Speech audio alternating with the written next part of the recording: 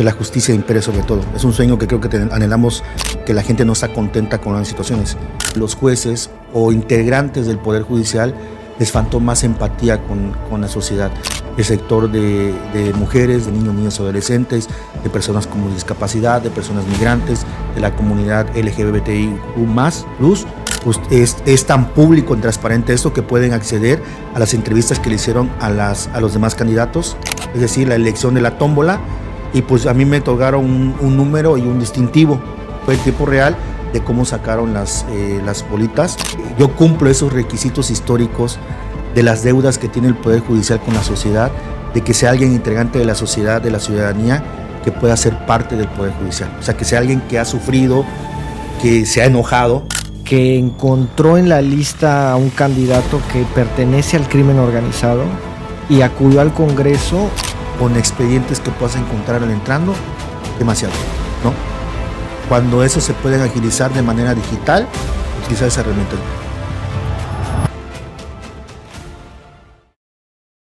Bienvenidos a su podcast Revelaciones de Justicia. El día de hoy nos acompaña el maestro César Sainz, quien es candidato a juez de distrito y buscará resultar electo en estas elecciones del 1 de junio del 2025. Él nos platicará sobre por qué quiere ser juez de distrito, sobre cómo ha sido el proceso hasta este momento para las elecciones, sus conocimientos y experticia, y así también qué propuestas tiene para la ciudadanía en caso de que resulte electo. Esta es la primera vez que en la historia de México van a haber elecciones de jueces. Por eso es muy importante que los candidatos tengan un espacio y también que la ciudadanía pueda conocerlos. Gracias por acompañarnos, maestro. Hola, ¿cómo estás? Muy buenas tardes. Muchas gracias, maestro Abraham, por esta invitación y sobre todo por esta oportunidad de tener la participación y poder aportar en esta entrevista acerca de este proceso extraordinario, como bien lo dices, de las elecciones de 1 de junio del 2025. Algo histórico en nuestro país. Así es. No, pues bienvenido. Y para comenzar con esta plática, quiero que nos platiques para que la audiencia conozca por qué decidiste ser juez. Ok. Yo creo que va a ser un tema muy interesante de contártelo, pero cada uno de los estudiantes de Derecho, mujeres y hombres que están estudiando, tienen metas muy claras. Sobre todo, creo que como estudiante siempre queremos lograr que la justicia impere sobre todo. Es un sueño que creo que anhelamos estudiantes de Derecho. Y a lo largo de mi experiencia que tengo egresado desde 2008, siempre he buscado mantenerme una línea de apego a todo lo que es lo correcto, lo justo en cuanto al tema de justicia. He sido abogado litigante desde 2008, servidor público en un espacio muy breve en Quintana Roo, y yo creo que de mi experiencia que he tenido como abogado litigante, como servidor público, puedo aportar algo ahora desde la trinchera de ser juez de distrito. Es una oportunidad que resulta importante, sobre todo lo que puedo aportar desde mi perspectiva, con mi experiencia que tengo, para poder lograr una meta profesional y demostrarle, sobre todo a la impartición de justicia, que puedo ser un juez humano, empático, y sobre todo que es una meta profesional, como bien te vengo diciendo. Entonces, creo que desde mi perspectiva, desde mi opinión que tengo, es una aspiración profesional basado en la experiencia que tengo. Perfecto. ¿Y qué opina tu familia de esta decisión de ser candidato? Al igual que yo, no te voy a mentir, estamos nerviosos, ¿no? Estoy casado con una quintanarroense que también es maestra en Derecho. Tengo un hijo y yo creo que desde que supimos esta noticia, esta oportunidad, pues tenemos sentimientos encontrados, sobre todo el hecho de que impera el nerviosismo, ¿no? Que es pero por todo este proceso que se ha llevado, y me apoyan rotundamente mi esposa y mi hijo, de manera ahora sí, alentándome, ¿no? con la oportunidad que se presenta. Ella está consciente que soy una persona que soy capaz, no es porque sea mi esposa, sino porque me conoce desde hace 9 años que vivimos como de noviazgo y lo que me apasiona el derecho, ¿no? Desde que nos conocimos. Mi familia, mi madre y mis hermanos, pues también contentos, nerviosos, felices, sobre todo porque tanto a mi familia, a mi esposa y a mi hijo le dedico todo lo que tenga que ver con lo profesional, lo que he hecho profesionalmente, están orgullosos. También mi familia, mi madre y mis hermanos, también nerviosos, siempre me han apoyado, me han alentado, y yo creo que es una parte importante. Y pues tampoco puedo dejar al lado a la familia de mi esposa, que también desde que estoy pues con ellos también me han apoyado, y también están en esta situación contentos por esta oportunidad. O sea, tengo toda esa situación. Qué bueno que tengas el respaldo de tu familia, es muy importante. Así es. Y tu familia y tú, César, maestro, ¿no piensan que este cargo pudiera ser un poco peligroso? Pienso que van a haber ocasiones en las que algún ciudadano no esté conforme con alguna resolución y pudiera tomar represalias. Pues creo que sí, como todo. Yo siempre he dicho y he visto, sobre todo por la experiencia profesional, he sido servidor público de la Comisión Ejecutiva de Atención a Víctimas del Estado de Quintana Roo. Asimismo fui fiscal del Ministerio Público en una época reciente. Y pues también existen posturas que la gente no está contenta con las situaciones. Pero yo creo que actualmente las juezas y los jueces, en tanto el fuero común o fuero federal, pues sí tienen algún tipo de situaciones respecto a una represalia. Sin embargo, creo que algo más importante del respaldo de la familia, sobre todo que me conocen y saben perfectamente que siempre me he dirigido con lealtad, con respeto a los demás. Que puede haber situaciones, sí, pero temor, creo que como cualquiera persona que puede salir a un momento a trabajar y que puede encontrar situaciones que pueden afectarlo durante el día, tanto puede ser como un juez, como puede ser un taxista, a una persona que trabaja en hotelería, a un maestro, alguna enfermera, algún doctor, que el día a día puede encontrar, ¿no? En todas las ramas creo que hay exactamente, peligro, sí. ¿no? Entonces, yo creo que, como te digo, la familia es algo importante, pero sobre todo el hecho que saben perfectamente que soy una persona que me gusta trabajar con lealtad y con respeto. Muy bien. Vámonos más atrás, antes de este momento de que eres candidato. ¿Dónde estudiaste? Ok, soy egresado de la Universidad Autónoma de Chiapas, la Facultad de Derecho Campus 3, en San Cristóbal de las Casas, Chiapas. Soy egresado de la generación 2004-2008, pues hace aproximadamente casi 20 años. Tengo estudios de maestría del 2015 al 2017 por el Instituto de Investigaciones Jurídicas de la UNACH, de la propia Universidad Autónoma de Chiapas. Cuento con una maestría en Derecho que está inscrita en el Padrón Nacional de Posgrados de Calidad. Hice investigación en el campo de migración, de derechos humanos, sobre todo de niños, niñas y adolescentes migrantes no acompañados.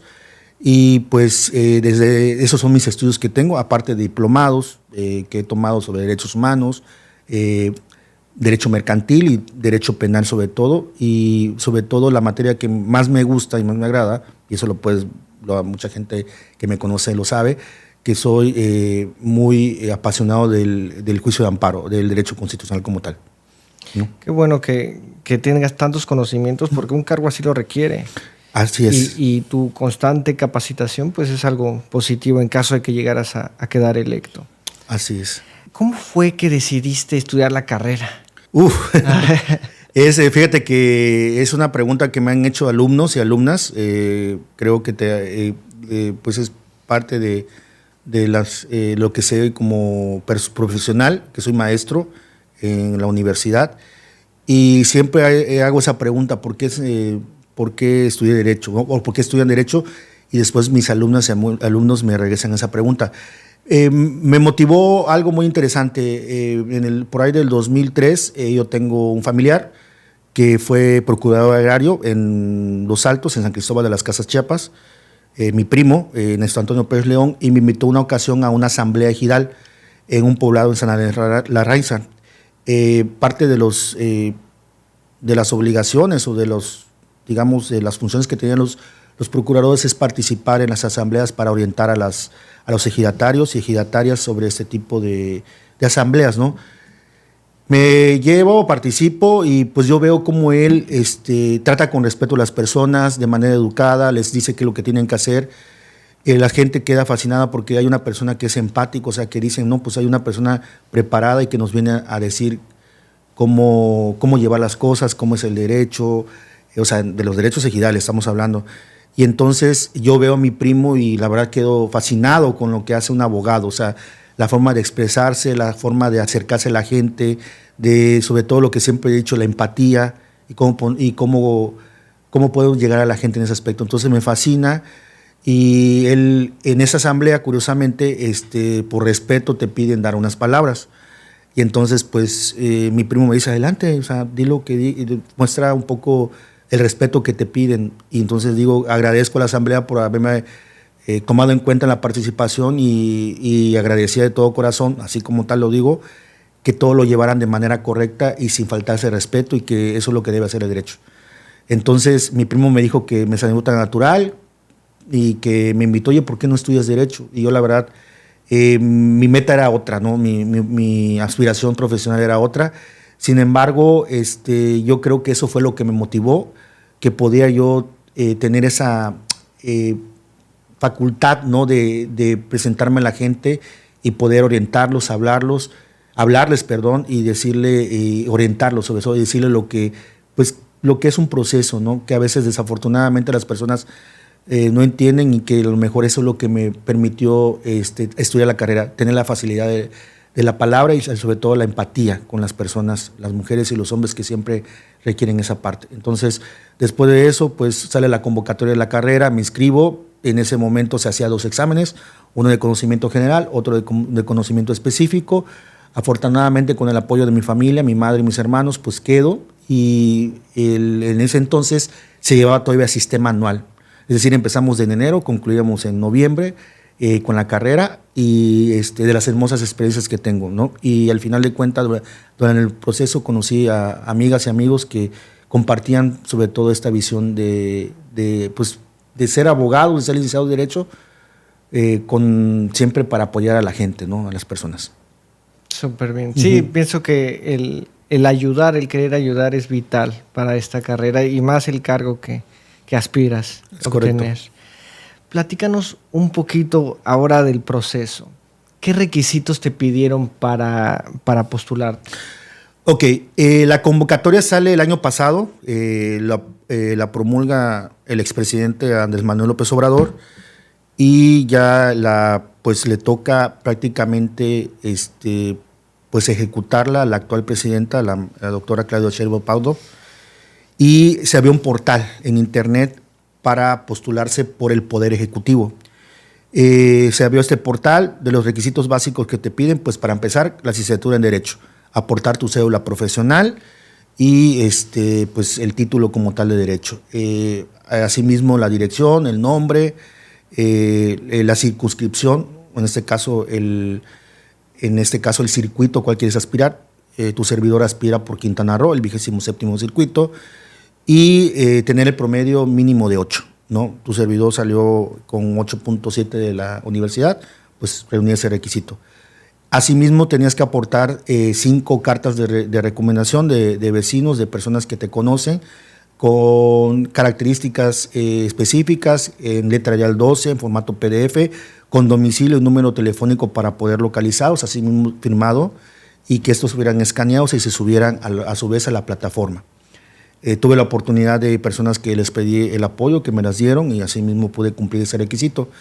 Y el último y no menos importante, pero también trascendental, es un ensayo de mínimo 3 hojas en el cual tú pues proponías o establecías en todo momento por qué querías ser juez. O sea, cuál era tu aportación, cuál era el pensamiento sobre todo de por qué querías ser juez. En el ensayo yo hago un reconocimiento al Poder Judicial en su momento de las cosas buenas que tuvo en mi vida como litigante, que yo, como te comento, litigo a partir del 2008, de lo que a un momento me otorgó el Poder Judicial a través de los juicios de amparo que promoví de manera directa o indirecta.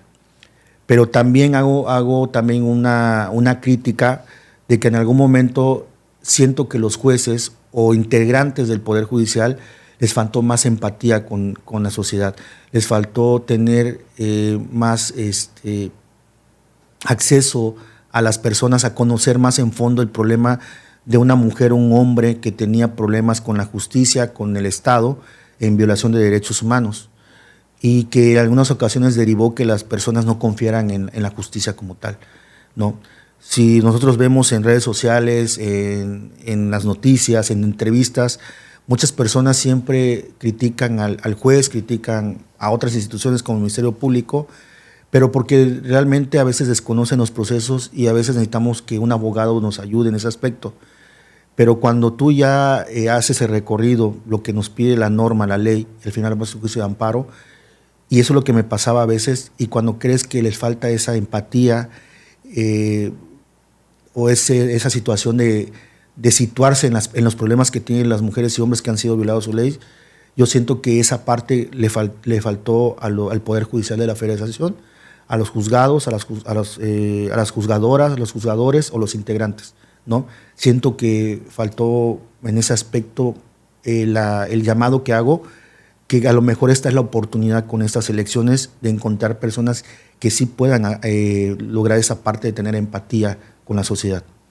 Claro, una cercanía en la que sí entiendan bien los casos y tomen las acciones que establecen la ley. Es correcto. Básicamente todo está en la jurisprudencia de ley, pero muchas veces las autoridades jurisdiccionales pues no la llevan a la práctica.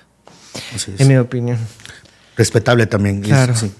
A ver, ya nos platicaste los requisitos, estimado. Después de esto, ahora platícanos sobre los tiempos. ¿Qué sigue ahora que en estas fechas pues ya se puede hacer publicidad? Estas fechas de marzo ya podemos.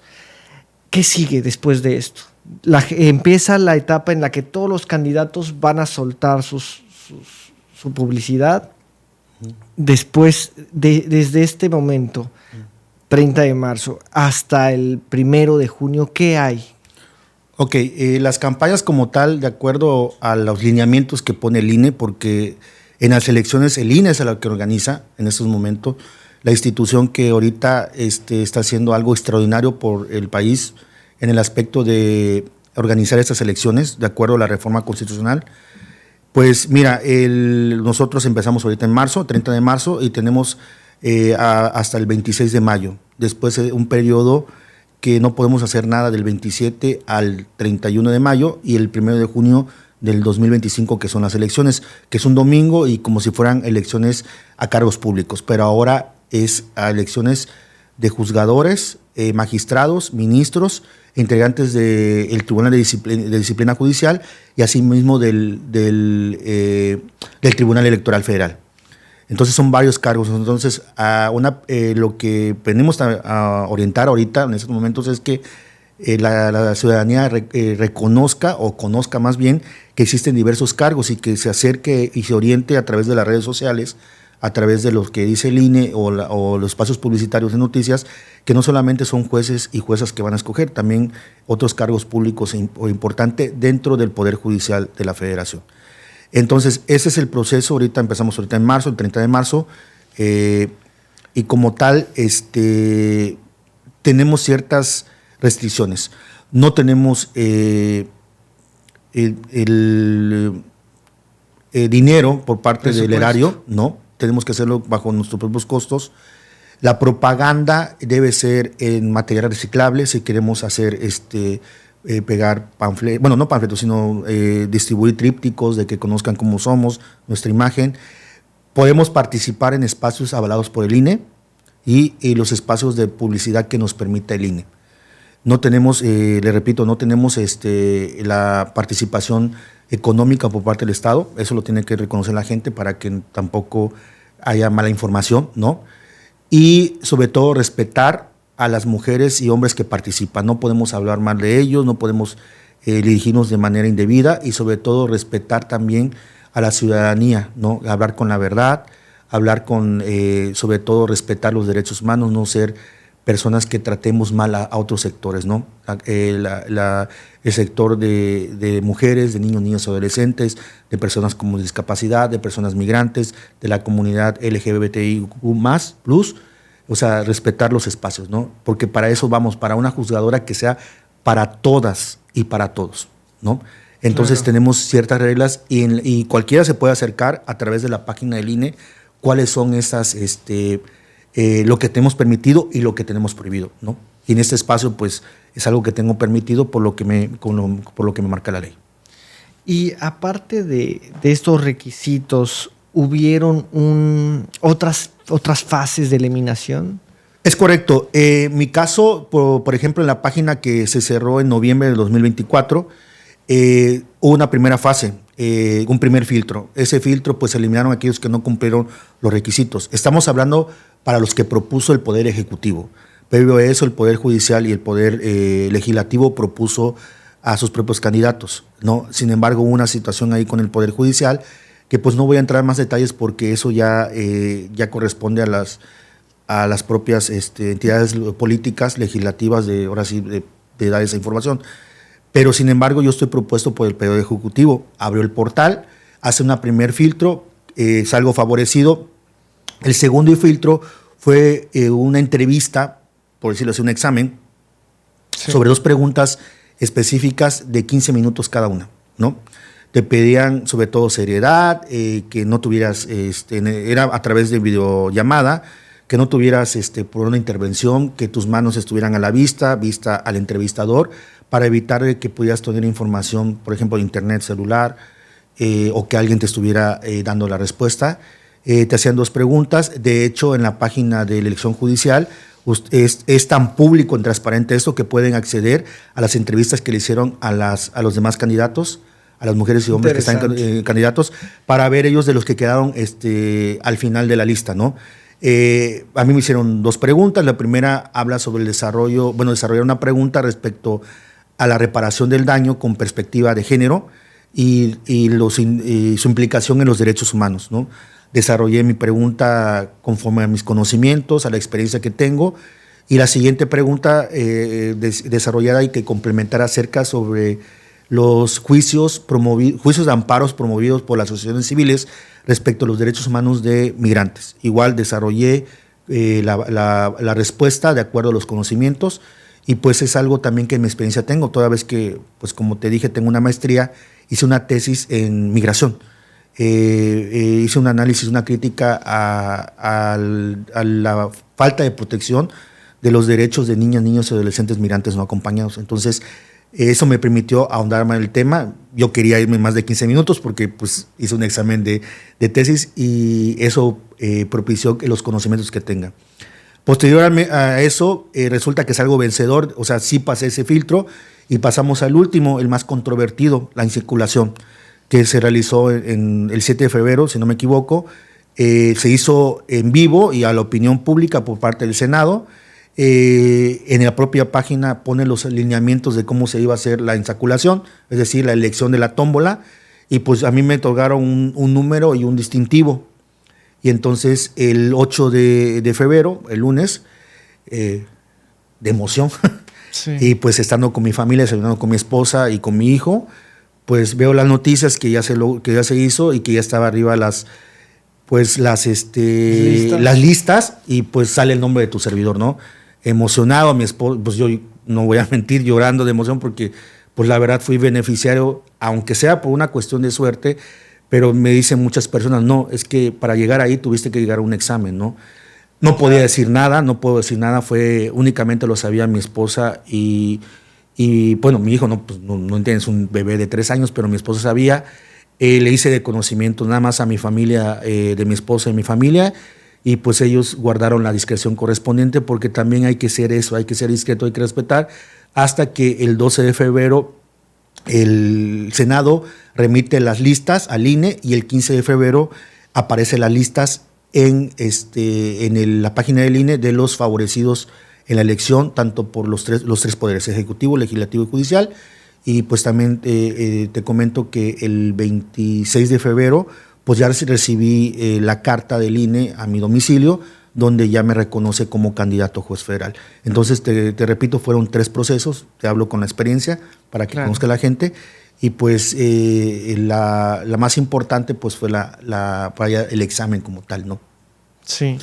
Y más o menos tienes el dato de cuántos fueron eliminados por fases, cuántos comenzaron y cuántos fueron siendo eliminados.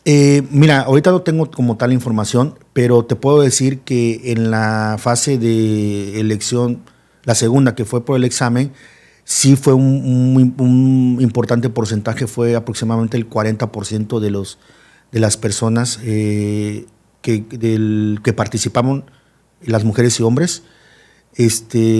Los datos son tan transparentes que repito, están en la página de eleccionjudicial.gov.mx. Ahí establece cuántas fueron, que no pasaron el filtro como tal. Sí. Ahorita la elección se va a elegir más de 1,000 cargos públicos entre los jueces y juezas, magistrados y magistradas, ministros y ministras, en todo a través del Poder Judicial de la Federación. Entonces, solo aquí en Quintana Roo, el dato que tengo es público, son 48 mujeres y hombres que van a participar para 8 cargos públicos del Poder Judicial de la Federación, 5 en juzgados mixtos, 2 en juzgados penales y 1 en juzgado laboral. Ok. Platícanos un poco más sobre esta tómbola. ¿Cómo tienen la seguridad los participantes, los aspirantes, de que no está amañada, de que sí es legítima? ¿Cómo sacan el número ganador o los números ganadores? En la página del Senado y en la página de la elección judicial, como te comento, existe un acuerdo en el cual tiene la forma en la cual se va a realizar la insaculación, cuál es el proceso, ¿no? El proceso tuvo algo muy importante, que es la paridad de género. Es decir, tenían que ser hombres y mujeres en la misma situación de paridad para poder estar en los cargos, para poder participar para estos cargos públicos. Bueno, cargos judiciales, porque es el término como tal correcto. Eso pues dio pauta a que pues leyéramos y tenemos un poco de seguridad para aquellos que pues conocemos de la ley y del derecho, y el proceso como tal nos daba una distintivo, que es el primero hombre-mujer y después el número con el cual te correspondía que ibas a participar. Entonces, este evento, que fue el 7 de febrero, está disponible en YouTube a través de la página del Senado, y se ve y observa quienes participan ahora sí con la intervención de las cámaras y todo. Es en tiempo real. Sí, exactamente, fue en tiempo real de cómo sacaron las bolitas, ¿no? Y cuál fue el formato, cuál se iba a hacer. Entonces, dentro de mi sección como tal, que se puede ver dentro también la página de la elección judicial, somos 7 aspirantes, pero 5 somos ganadores directos y 2 mujeres ingresaron por la paridad de género, o sea, para establecer una igualdad de manera conjunta con los otros participantes propuestos por los otros poderes. Entonces, si observan ustedes y lo pueden acceder todo es transparente, de los 7 aspirantes que tenemos por parte del Poder Ejecutivo para juzgados mixtos, pues la mayoría trabajan en el Poder Judicial de la Federación o del Estado. Entonces, desde mi leal saber, como digo, pues no puede haber una falta de legitimación cuando son propios del Poder Judicial que están participando. Entonces, su servidor, pues me atrevo a decir que soy la única persona que no trabaja en el Poder Judicial de la Federación, ni en el Estado, ni en el servicio público que interviene o que tengo esta candidatura como tal, ¿no? Entonces, se puede saber que es un procedimiento legítimo y que participan también personajes del Poder Judicial de la Federación y del Estado de Quintana Roo. Qué interesante esto que nos comentas, que eres el único de los candidatos que no pertenece al Poder Judicial. Uh-huh. Entonces, eso yo pienso que te da pues un valor distinto, yo creo que hasta mayor, uh-huh, a tu currículum, porque pues, representas a la ciudadanía realmente.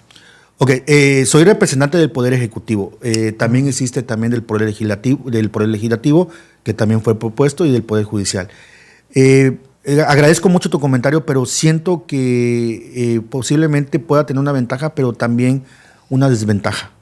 Porque también los juzgadores ya tienen un poco más de experiencia de la que yo puedo aportar en cuanto a ser juzgadores o trabajadores del Poder Judicial de la Federación. Sin embargo, sí puedo decir que he estado más cercano a la ciudadanía por lo que he aportado como tal, como abogado litigante, como en su momento servidor público de la Comisión Ejecutiva de Atención a Víctimas del Estado de Quintana Roo y como fiscal del Ministerio Público y a su vez integrante de la Fiscalía General del Estado. Sin embargo, mi aportación en muchos años ha sido a la academia.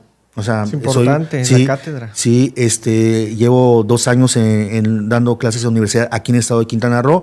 Previo a eso ya había dado clases en mi estado natal, en Chiapas, y entonces lo que puedo aportar más a la ciudadanía es de las futuras abogadas y abogadas, es sobre todo el amor a esta carrera y sobre todo a establecer que se pueden lograr ciertas metas cumpliendo siempre todo en parámetros de lealtad y siendo siempre coherentes, sobre todo con la verdad y la justicia. Entonces, yo creo que yo cumplo esos requisitos históricos de las deudas que tiene el Poder Judicial con la sociedad, de que sea alguien integrante de la sociedad, de la ciudadanía, que pueda ser parte del Poder Judicial. O sea, que sea alguien que ha sufrido, que se ha enojado, que ha sido pues grosero, ¿no? Decir que no gané un juicio, que yo quería defender a mis clientes, a las mujeres y hombres que represento, y que a veces también tenemos esa desventaja, porque también es una situación de que creamos cierto cariño, por decirlo de una manera, o entendemos el dolor de las personas que representamos, que defendemos. Yo creo que esa parte sí puedo hacer así, en ese sentido, y eso es lo que tal vez me aporto a este proceso. Tienes un reto muy complejo en este proceso electoral, porque todos los demás candidatos tienen el respaldo del Poder Judicial, que pues imagino que entre ellos se van a apoyar, y la cantidad de trabajadores del Poder Judicial es bastante vasta. Pero pues tienes también el lado de la ciudadanía, que en un aspecto pues pudiera llegar a apoyar si te conocen en su mayoría los votantes. Creo que sí, pero sin embargo yo creo que también puedo provocar a los integrantes del Poder Judicial de la Federación que no soy una persona ajena también a la situación que tienen ellos, porque también ellos son humanos, son mujeres y hombres que también sienten, perciben, también pasan problemas que pasamos las personas que no integramos el Poder Judicial de la Federación o que no son parte del Poder Judicial del Estado. Son madres, son padres, son abuelos, abuelas, son personas que tienen también a hijos que se enferman, a padres que pueden fallecer, y sobre todo entender que también yo paso o pasamos la mayoría de los candidatos eso. Entonces, no solamente quiero llegar a la ciudadanía, también quiero llegar a los integrantes del Poder Judicial de la Federación. Algunos los conozco, tengo el gusto de decir que tengo amistades como tal. A lo mejor a ellos no están de acuerdo con esta reforma y se respeta, están en todo su derecho de reclamar. Yo siempre le he dicho a mis alumnos que desde hace mucho tiempo somos un país libre de expresar nuestras ideas, nuestro sentir, en el marco siempre de respeto de los demás. Y sí, la ciudadanía, pertenezco a ella, la cual yo apoyo desde mi trinchera, desde el abogado litigante que soy, desde que soy académico, ¿no? Desde que fui servidor público, pero también le puedo decir a los integrantes del Poder Judicial de la Federación que también pues amplíen su perspectiva respecto a otras candidatas y candidatos que podemos formar parte del Poder Judicial de la Federación y que también podemos sumar la experiencia, ¿no? Y eso también ser sobre todo coherentes con ellos y empáticos en algunas situaciones. Sí, claro. Y hay una cuestión que he estado pensando, que a ver si me puedes ayudar. ¿Cuál es el filtro que tiene el proceso electoral de jueces para evitar que integrantes del crimen organizado pues se postulen como candidatos a jueces federales?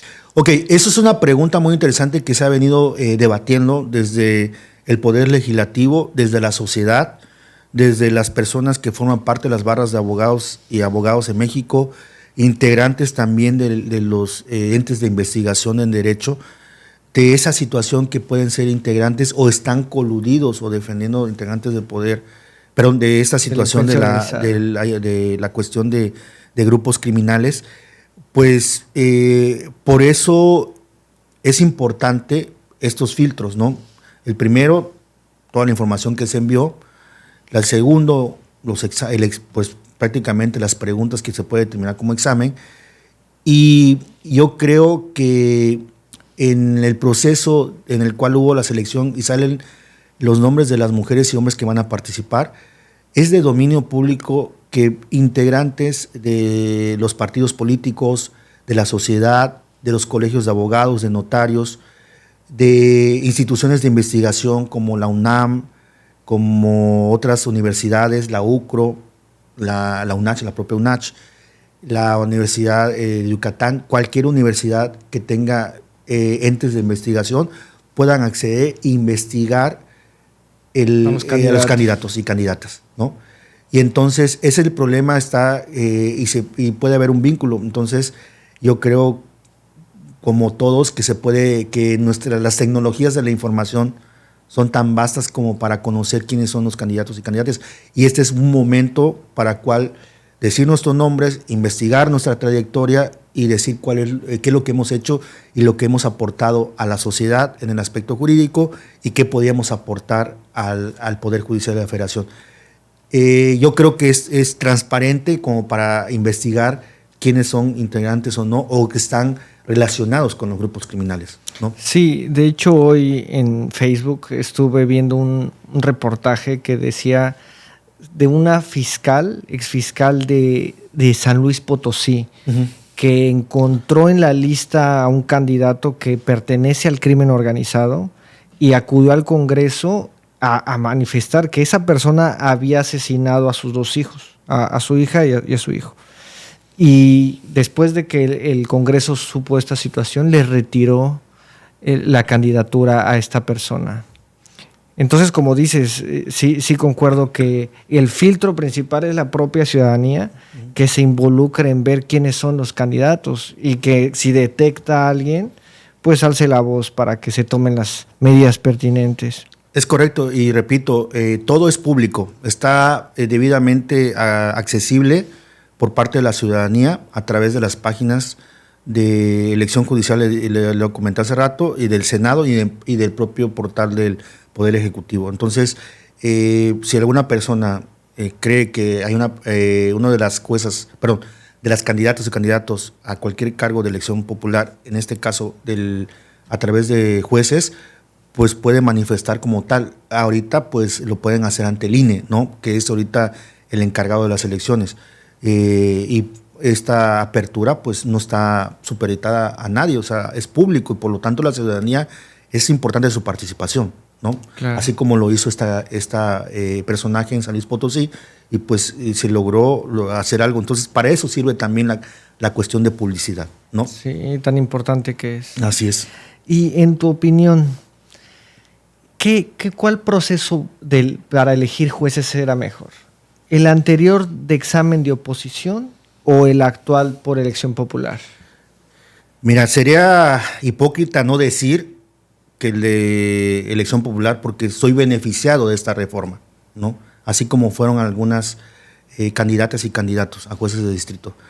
Desde mi perspectiva, opinión profesional, yo creo que puede ser una cuestión híbrida, pero al ser una primera elección ya sabemos o ya sabe ahorita el Congreso, el Poder Judicial, el Poder Ejecutivo, mejorar sobre todo estas cuestiones de elección. Yo creo que la óptima para mí es la elección como tal judicial, sabiendo los filtros que se pasó, ¿no? Sí. El examen de carrera pues no era público, era solamente para integrantes. Y ahorita con la reforma en la creación de un nuevo Instituto de Formación Judicial que se llevó a la reforma, pues da esta oportunidad de que las mujeres y hombres que puedan salir electos y las que también forman parte del Poder Judicial de la Federación, pues tengan la oportunidad de mejorar en todos los aspectos, sobre todo académicos y profesionales. Entonces, ahora sí ya vas a conocer al juez, a la jueza. Ahora ya vas a conocer a la magistrada y al magistrado. Ahora ya sabes quién va a ser el ministro y ministra. Ahora ya la ciudadanía va a saber quién es fulanita de tal, fulanito de tal. Ahora va a saber quién es César Alejandro Sáenz Ordóñez. Ya no va a ser nada en la cuestión a escondidas, en la cuestión pues propia de lo que se hacía antes. Entonces, yo te puedo decir que es una elección también que da oportunidad también a integrantes del propio Poder Judicial de la Federación, como forman también el listado de candidatos del Poder Ejecutivo, que a lo mejor no pudieron tener esa oportunidad de ser juez y ahora sí la tengan con la elección popular. O sea, eso también hay que ver que tiene sus cuestiones a favor esta reforma, ¿no? Entonces, para mí sí se puede lograr esto a través de la elección popular. Lógicamente, yo te puedo decir, es que hay que mejorar, es que eso otro, pero en este momento se sentaron las bases para algo histórico como has hecho y tener la oportunidad, sobre todo, de conocer quiénes son las personas que van a llegar a ser juezas y jueces, ministros, ministras, magistrados, magistradas. Sí, y también te da la oportunidad de que en caso de que algún juez electo no haga las cosas de manera correcta, pues en las próximas elecciones, pues la propia ciudadanía tome cartas en el asunto y se decida por otro. O también hacer lo que se debe de hacer conforme a la ley, quejarse y denunciarlo a través del ahora Tribunal de Disciplina Judicial. O sea, claro. Un juzgador, un juez, una jueza no está exento también de ser parte de un proceso interno de porque a lo mejor se siente que no ha hecho bien su trabajo o que el abogada o el abogado detectó que hay ciertas situaciones irregulares, ¿no? Y puede establecer en su momento pues una queja ante el Tribunal de Disciplina Judicial, ¿no? Y hay un proceso, sí. ¿No? Y como mencionas, en el examen de oposición pienso que faltaba transparencia, no se sabían los resultados. No se sabía por qué una persona no había sido, bueno, cuál fue la calificación del examen de los que no habían sido seleccionados. Y pues pienso que como lo estableces de que sea un híbrido sería lo ideal, que sea un examen así como el que te hicieron de las dos preguntas, tal vez un poquito más amplio, pero que ese sea un filtro, que al final sí sea una elección en la que cualquier ciudadano pueda postularse y cualquier ciudadano pueda elegir a esa persona. Así es, a eso me refiero, como tú tienes razón, de lo híbrido. Repito, es los videos de las preguntas que hicieron, que desarrollaron las compañeras y compañeros candidatos, está disponible en línea para acceso a cualquier persona. Y ahí tú vas a conocer, pues hizo bien su respuesta. Cualquier integrante de las compañeras y compañeros abogadas y abogados, integrantes de los colegios como tal, e investigadores pueden ellos entrar y ver y también establecer o criticar también que le faltó, que no le faltó, todo eso. Porque la verdad eso también puede hacerse también, ¿no? Claro. Ahorita comentas que cada poder, el judicial, ejecutivo, legislativo, puso representantes para ser candidatos.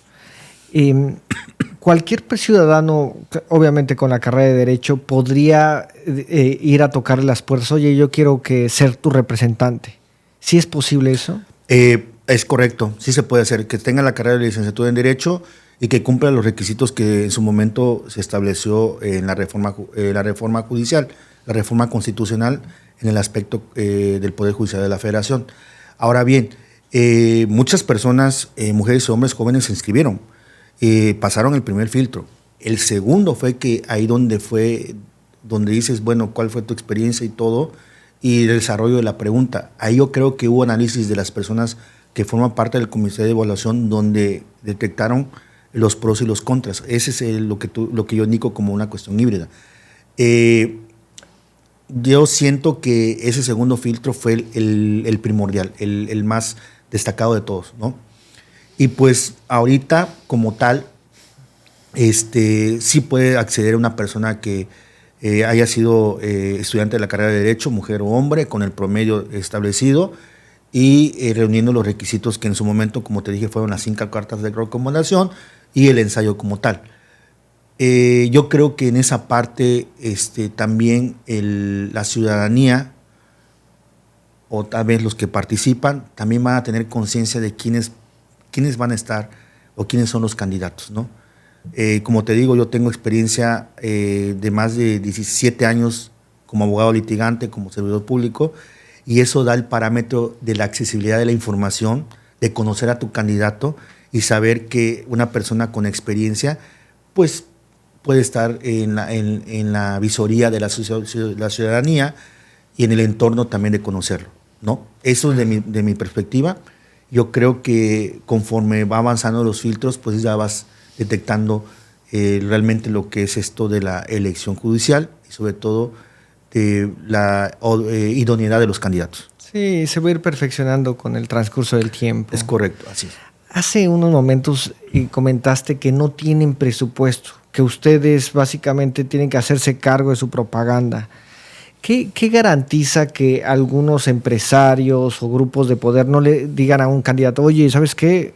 Yo te voy a patrocinar con todas mis empresas, pero pues al final tienes que tomar las sentencias en mi favor? ¿Qué garantiza que los jueces no se vean seducidos por este tipo de grupos de poder?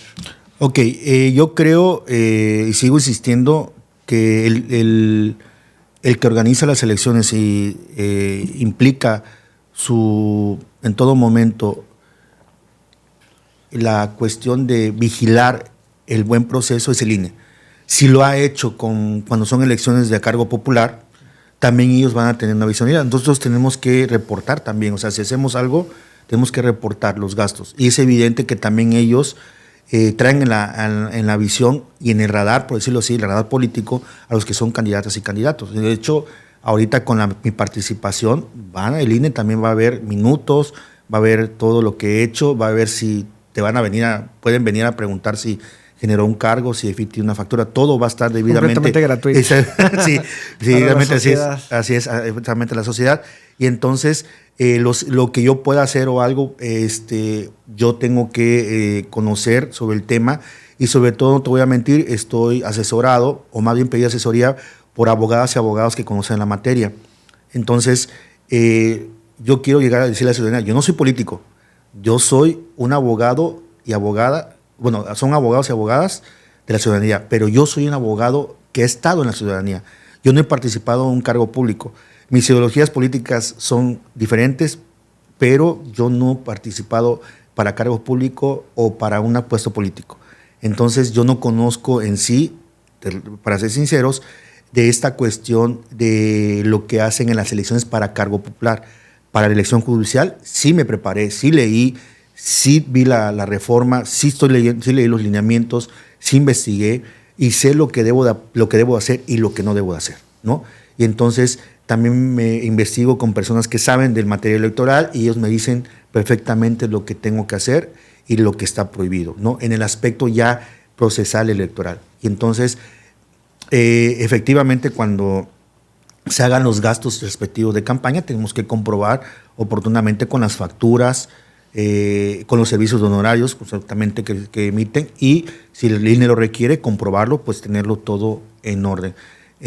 Los eventos, ustedes pueden investigar en los lineamientos del INE. Hay unos que van a estar organizados por el INE y otros van a estar establecidos por la propia sociedad, siempre y cuando se esté en el marco de la legalidad, o sea, de lo que permite el INE. Claro. Pasando a otro tema. Maestro, para ti, ¿qué es la justicia? Ay, chivos, muy buena pregunta. Me sentí en clases. Sí, es que sí. A la mayoría de los ciudadanos nos gustaría saber cuál es el concepto de justicia que tienen los jueces. Ok, bueno, mi concepto de justicia creo que es el más básico de todos, el que aprendemos, que es dar a cada quien lo suyo, pero demostrar que tienes la razón. Demostrar con pruebas de que tú has hecho lo correcto y que la justicia te tiene que amparar a ti o te tiene que proteger a ti, te tienen que dar la razón por lo que has comprobado.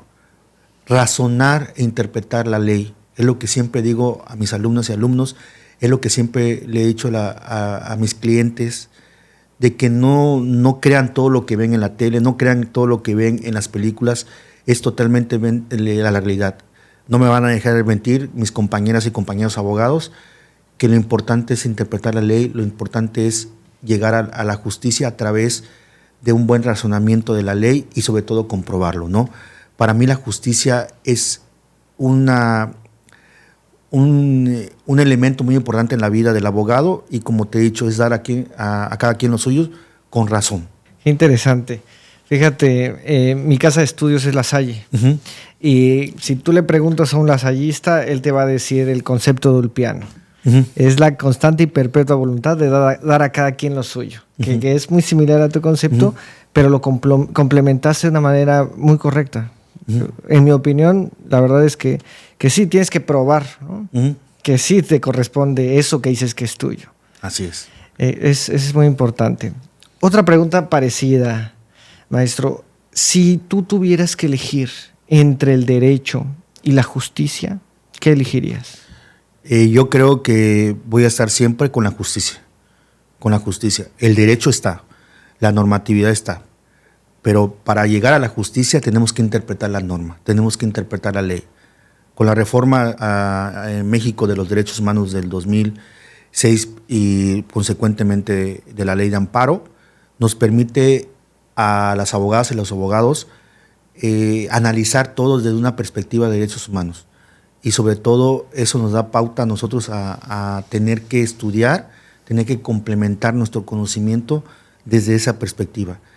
Y habiendo siempre una disputa, puede ser, entre la ética de uno, entre lo que me dices que la justicia y el derecho, yo siempre creo que velaré por la justicia. Como te digo, dar a cada quien lo suyo con razón, probándolo, y eso es lo que he venido desarrollando a lo largo de mi vida profesional. Sí, y es importante pues esta manera de pensar, porque la justicia es la que transforma el derecho. Es correcto, así es. Fíjate que en Estados Unidos tienen una figura que se concluyó por la jurisprudencia, que es el sentido de justicia, sense of justice. Uh-huh. Que cuando la interpretación de una norma trae un resultado uh-huh, que la gente considera injusto, pues debe cambiar. Uh-huh. Y pues yo pienso que algo así es lo que se tiene que implementar en la práctica del derecho. Aparte de esta reforma al Poder Judicial, ¿piensas que es necesaria una reforma a las fiscalías y a los centros de reinserción social? Yo creo que las reformas han estado y van a estar siempre. Fíjate que tú debes tener mucho conocimiento de eso, igual algunas personas. Hubo una reforma de un sistema de justicia del tradicional a un sistema inquisitivo, que se llamaba, a un sistema de justicia diferente el sistema oral, ¿no? Antes todo se hacía por escrito. La confesional, como tú sabes, era la prueba reina en el derecho penal, donde a veces se encontraba que fueron torturados a aquellas personas para que se declararan culpables. Entonces, esa reforma que revolucionó el sistema de justicia penal, pues aportó ciertos elementos muy interesantes. Cuando yo tuve la oportunidad de llevar el diplomado de la reforma como tal, un maestro nos decía que a partir de 2030 ya la siguiente etapa es la reforma a los centros de reinserción social. Ahorita primero fijemos y demos las pautas y establezcamos las bases del proceso penal. Pero el centro de reinserción va a ser en 2030. Y ahora va mi opinión. Las fiscalías deben ser reformadas. Yo formé parte de la fiscalía. Tiene cosas buenas como tienen cosas malas, ¿no? Y yo creo que una cuestión de las cosas buenas que puede haber en la fiscalía son las mujeres y hombres que trabajan a través de siempre de buscar la manera de lograr esas metas, ¿no? Por ejemplo, de imputar, de vincular a proceso, de llegar a las estadísticas, ¿no? Que eso para mí es lo malo. No, o sea, trabajar con estadísticas es presionar al fiscal, a la mujer o hombre fiscal del Ministerio Público a sacar carpetas por estadística. Para mí yo creo que es una cuestión no aplicable para la actualidad, ¿no?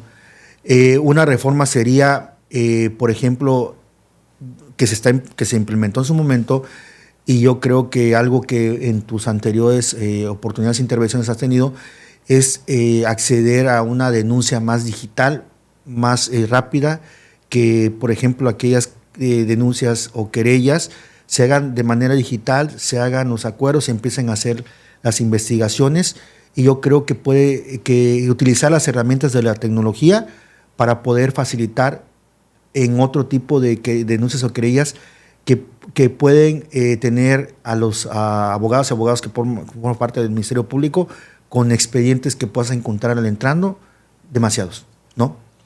Cuando eso se pueden agilizar de manera digital, utilizar esas herramientas. Yo creo que se puede hacer. Otra de las cuestiones, pues, darle las prestaciones adecuadas a los fiscales del Ministerio Público, las prestaciones de ley como deben ser. Y dentro de lo profesional, capacitaciones, pero en la cual tenga que ver sobre sus materias. Si es especializado en homicidios, homicidios. Si es especializado en feminicidio, feminicidio. ¿Por qué? Porque a veces una misma MP, pues el día de hoy es de homicidio, el otro día lo están mandando a otra unidad y pierde lo que ha aprendido, lo quiere trasladar a otra unidad y es totalmente diferente. Y eso yo creo que para mí puede ser algo importante dentro de una reforma a las fiscalías. Ahora bien, los centros de reinserción. Mi opinión, yo creo que debemos de reformar más o aplicar más la Ley Nacional de Sistemas de los mecanismos alternativos de solución de controversias. Siento que en la cárcel hay demasiadas personas, mujeres y hombres, que están purgando penas y ya les falta poco, y yo creo que esas personas ya puedes mandarlos a una situación más híbrida, es decir, que salgan previo. ¿Por qué? Porque tenemos en la cárcel a personas que están condenadas y que realmente, pues, a algunos les faltan 10, 20 años, pero a otros les puede faltar 2 años, 1 año, y pueden, y a la vez le niegan ese beneficio de la conmutación de la pena. No lo digo que pases, pero siento que esa importancia de una verdadera ley de un centro de reinserción social tiene que ser algo como humanismo, privilegiando los derechos humanos. Para mí esa es una perspectiva que tengo. Fíjate que en un momento dado, es una utopía, pero lo han propuesto, que las cárceles sean administradas por el sector privado, ¿no? Como en Estados Unidos. Como en Estados Unidos, ¿no? Pero te imaginas toda esa infraestructura que tienen que hacer, la atención que tienen que brindar, que van a trabajar para obtener un ingreso y pagar parte de la deuda que tenga, la reparación del daño, la multa, y en parte te van a dar un porcentaje por tu trabajo, ¿no? Es una idea que no está tan fuera de la realidad, pero ahora les pregunto, ¿se crearían nuevas cárceles? Si la gente a veces se opone que en un territorio hagan cárcel, ahora imagínense que un sector privado haga una cárcel y haga un verdadero esquema de centro de reinserción. Eso también a veces implica mucho la opinión de la sociedad, y que en algunos casos a veces no aplica. Ese para mí sería una reforma interesante, ¿no? De poder establecer un centro de reinserción, sobre todo con un lado más humanista, ¿no? Desde mi perspectiva. Claro. Fíjate que concuerdo totalmente contigo. También pienso que una reforma que es muy necesaria es que haya un organismo que vigile la proporcionalidad entre la cantidad de trabajo de cada fiscal con el número de carpetas de investigación, porque es desproporcional la cantidad de carpetas que tiene que tener un fiscal, y pues eso se presta para desatender temas que oficiosamente deberían de resolverse. Y básicamente el fiscal se limita por su falta de no de ganas o de voluntad, sino de capacidad física para atender tantas carpetas. Y entonces solo atiende a los que van, los que insisten. Y en cambio, si hubiera una proporcionalidad entre las carpetas con las personas, pues yo pienso que había mayor posibilidad de que se resolvieran o esclarecieran muchas carpetas de investigación. Estoy totalmente de acuerdo contigo. Entonces, imagínate cómo se siente uno que tiene que, un fiscal, una compañera o compañero fiscal, para aquellos que me conocen, que tiene que entregar estadísticas cada mes. O sea, brutal. Es algo, o sea, que es imposible, ¿no? O sea, prácticamente estamos estableciendo que se están creando personas que trabajan prácticamente de manera automática, mecanizada por números. Así es correcto. Sí. Y lo que decías de las cárceles, pues está bien interesante que se implementara aquí. Esperemos que algún día tal vez se pudiera, no tanto que sean privadas, pero que sí tuvieran una intervención tal vez del sector privado con vigilancia pública y que exactamente, que el propio reo también pague parte de su reparación del daño con el trabajo en la cárcel. Y pienso que en lo que llegamos ahí podría hacerse una reforma laboral penitenciaria en la que podrían habría más transparencia. Eso que dices, que la transparencia en este proceso es lo que pues le da convencimiento, la convicción a la gente de que las cosas van bien. Pues también un poquito más de transparencia en lo que pasa en las cárceles. Siento que ayudaría mucho. Es un proceso muy largo. O sea, desafortunadamente hay cuestiones que a veces las mesas de análisis de debate y análisis cuando se crea una reforma, pero te repito, acuérdate, 2030.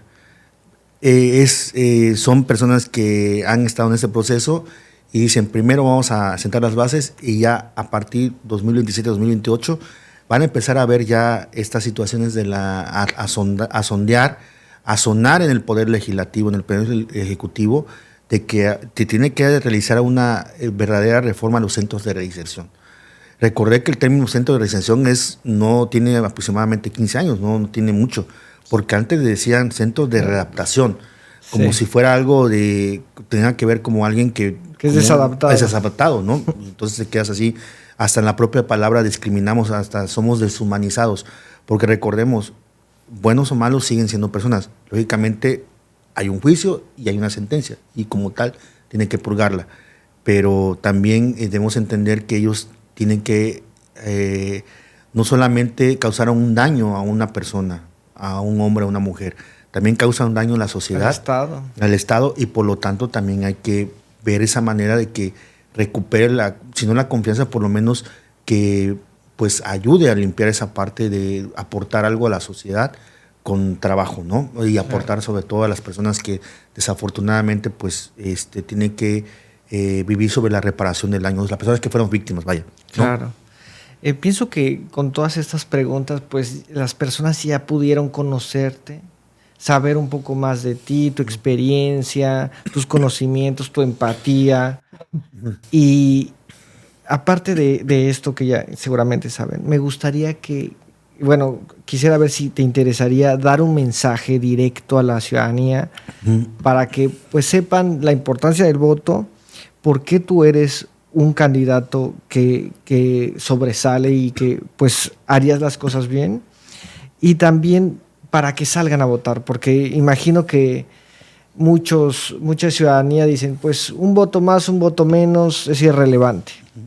Entonces, pues, si te gustaría... Sí, claro que sí. Perfecto. Bueno, mi nombre es César Alejandro Sainz Ordóñez, soy candidato a juez federal por el 27º Circuito en Quintana Roo. Y primero que nada les digo que este es un ejercicio cívico. Les pido de la manera más atenta que el 1 de junio salgan y voten, conozcan a las candidatas y candidatos, a juezas, a jueces, a ministros, a ministras, a magistrados y magistradas. Mi experiencia me respalda. Ustedes pueden conocerme, ya dije mi nombre, y sobre todo yo pido de manera respetuosa que me conozcan primero por mi trabajo, por lo que he hecho por la ciudadanía y por lo que he hecho por mi profesión. Les pido amablemente que al conocerme, tener la confianza y que me den su sufragio a favor del suscrito en este ejercicio, en la boleta que aparecerá con el nombre de juez o jueza de distrito y mi nombre como tal. ¿Qué puedo aportar a la ciudadanía y qué puedo aportar al Poder Judicial de la Federación? Como dije, mi experiencia y sobre todo que con esta reforma se vea el lado humanista de la persona, de la juez o del juez. Sobre todo que conozcamos que esta reforma tiene algo muy importante, las deudas históricas que tiene el Poder Judicial con la sociedad. Y puedo, con tu apoyo, saldar estas deudas y demostrar que esta reforma, su principal y gran punto de partida, es que la sociedad escoja a sus candidatos y a sus candidatas a un juez o jueza. Yo solicito amablemente tu voto, que conozcas mi trabajo y sobre todo establecer que yo no formo parte del servicio público y que yo vengo de la ciudadanía. Y sobre todo decirles que si logro tener este cargo, tener la empatía, la solidaridad y sobre todo el respeto a lo que conlleva ser la investidura de un juez federal. Sobre todo el respeto a la profesión. Muchas gracias. Excelente. Yo pienso que este mensaje va a ayudar a muchas personas que están indecisas en no salir, en no ejercer su derecho a voto. Y pues muchas gracias por acompañarnos. Me despido de la comunidad esperando que esta plática haya sido enriquecedora, que hayan conocido un poco más sobre cómo es el proceso de elección de jueces. Esperemos que todo salga bien este 1 de junio del 2025, porque es un día histórico. Es un día en el que por primera vez en México se van a elegir jueces y pues se tiene que ejercer este derecho por toda la ciudadanía. Así como hoy pudimos conocer, pues como profesionista y persona al maestro César Sáenz, pues también espero que se abran otros espacios para que ustedes puedan ver, conocer propuestas, conocer pensamientos, conocer a estos candidatos y tomen la mejor decisión. Gracias por acompañarnos. Estas fueron Revelaciones de Justicia. Hasta pronto.